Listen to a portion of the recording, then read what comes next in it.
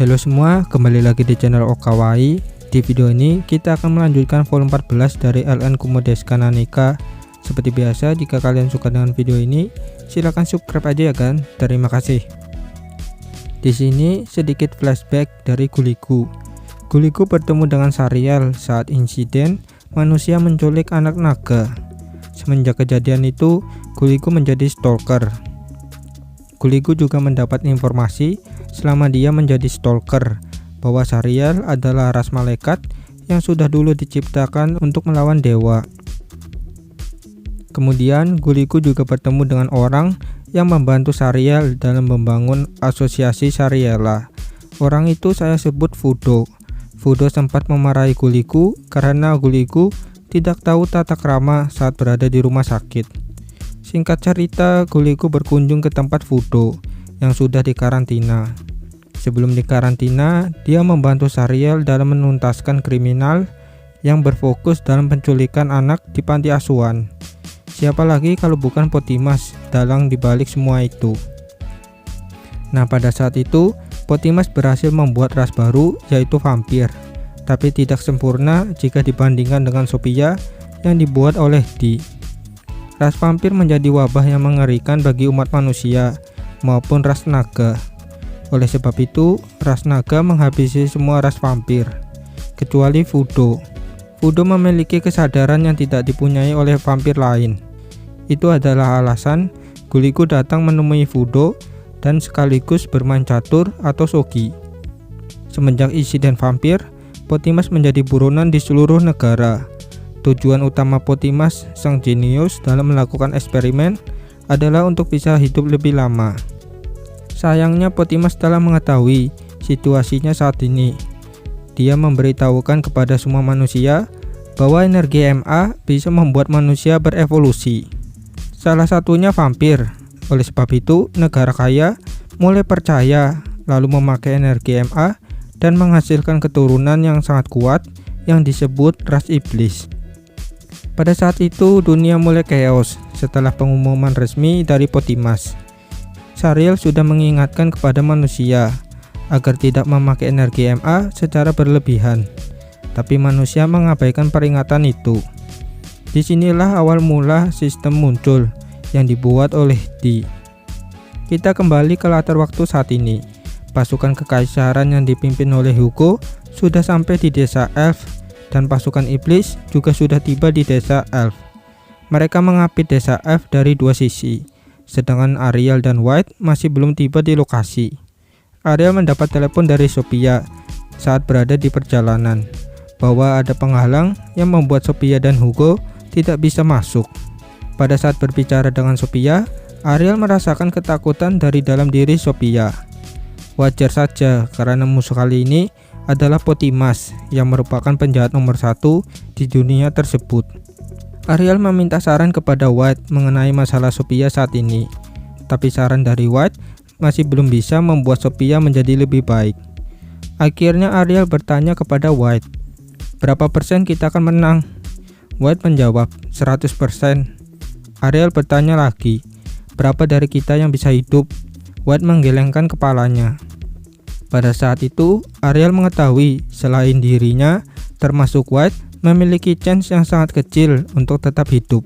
Lalu Ariel berkata kepada Sophia, "Ini pertempuran hidup dan mati.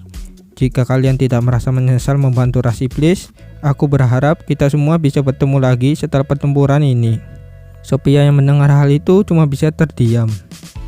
Singkat cerita, White tiba di lokasi, tapi beda tempat, karena mereka berdua sedang menjalankan misi rahasia dalam pencarian tubuh asli Potimas. Sebelum menghancurkan penghalang, White menyuruh Kusama untuk menghancurkan teleportasi tersembunyi di desa Elf.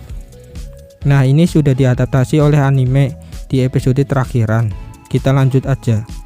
Setelah mendapat sinyal dari Kusama, White mengeluarkan pentungan baseball. Ariel yang melihat hal itu sedikit bingung, tapi kebingungan Ariel mulai bertambah ketika melihat White menggabungkan sabit miliknya dengan pentungan baseball. Pentungan baseball ini adalah artefak yang White temukan di rumah lamanya, yaitu Wakabahiro, di saat ditangkap oleh dewa yang memakai baju pelayan. Setelah selesai, White mulai menebas penghalang yang dibuat oleh Potimas. Penghalang itu menghilang. Ariel dan White mulai mencari Potimas. White juga mengaktifkan mata sensorik miliknya, tapi tidak menemukan tanda-tanda keberadaan Potimas. White hanya bisa berasumsi bahwa Potimas ada di bawah tanah.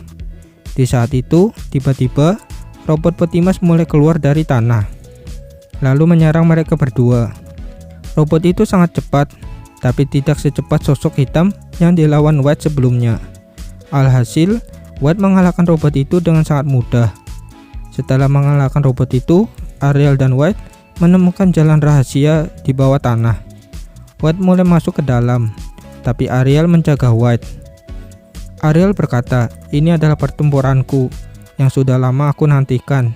Aku tidak akan menerima bantuan dari siapapun, termasuk tidak akan membantu Sophia dan yang lainnya."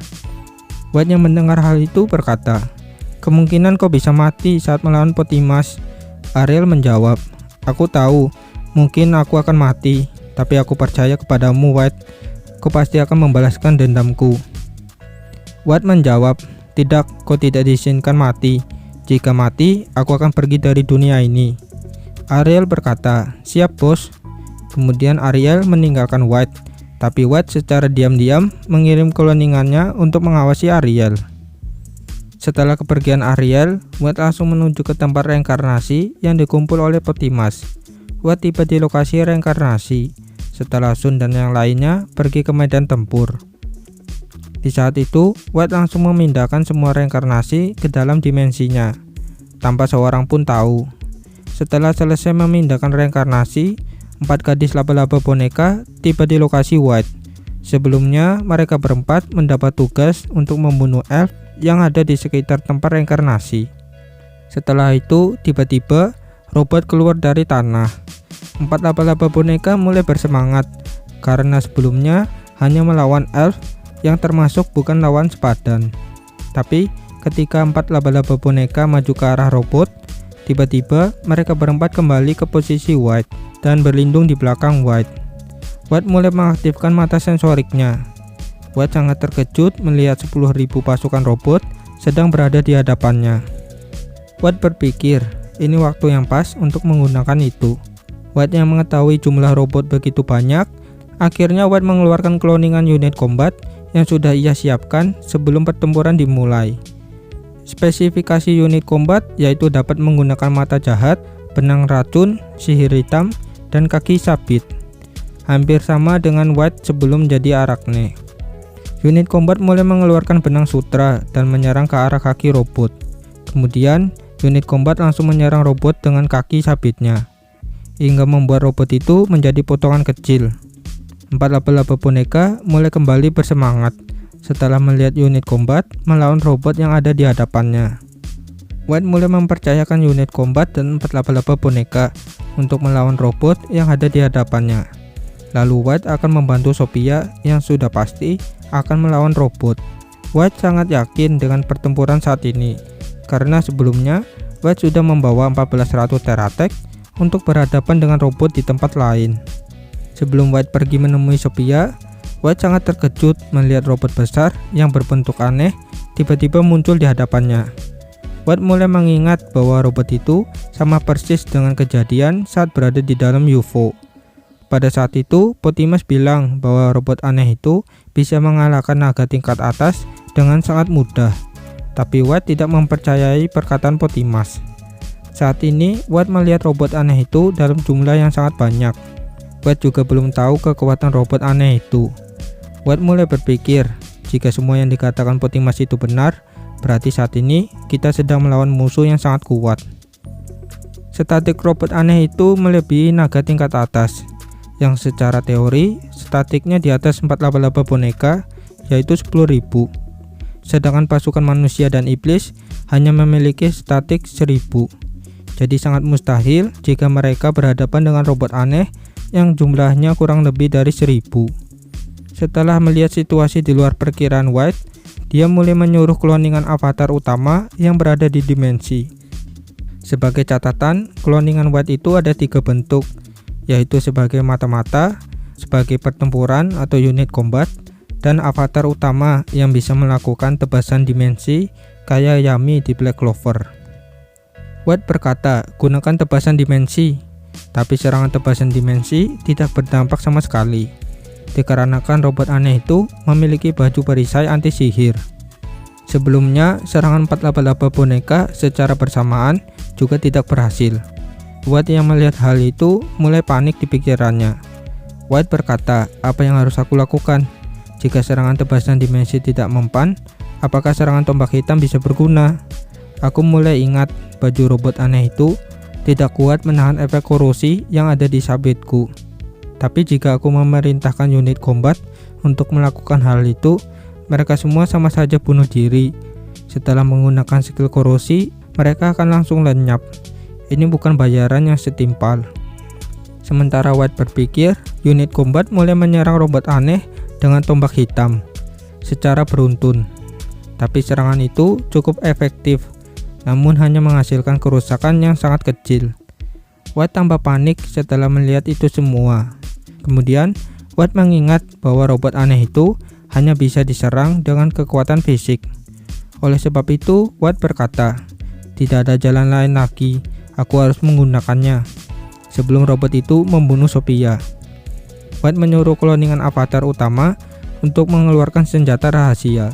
Senjata rahasia milik White yaitu seperti peluru yang dibuat dari material monster mitos yang dikalahkan Sophia sebelumnya. Kloningan White menembak peluru itu dengan kecepatan tinggi hingga membuat pertahanan anti sihir tembus dan merusak tubuh robot tersebut. Peluru itu terus melesat melewati robot aneh lainnya. Kemudian, kloningan avatar juga menerima perintah dari White untuk mengeluarkan meteor. Meteor ini juga dibuat dari material monster mitos. Secara teori, serangan itu bukan termasuk sihir, tapi melainkan serangan fisik. Pada akhirnya, akibat serangan meteor itu membuat pasukan robot telah lenyap, hingga hutan pun juga ikut lenyap. Oke kan, mungkin segitu dulu untuk video kali ini. Kita lanjut part berikutnya. Jika ada kritik dan saran silahkan tulis di komentar. Sampai jumpa, bye bye.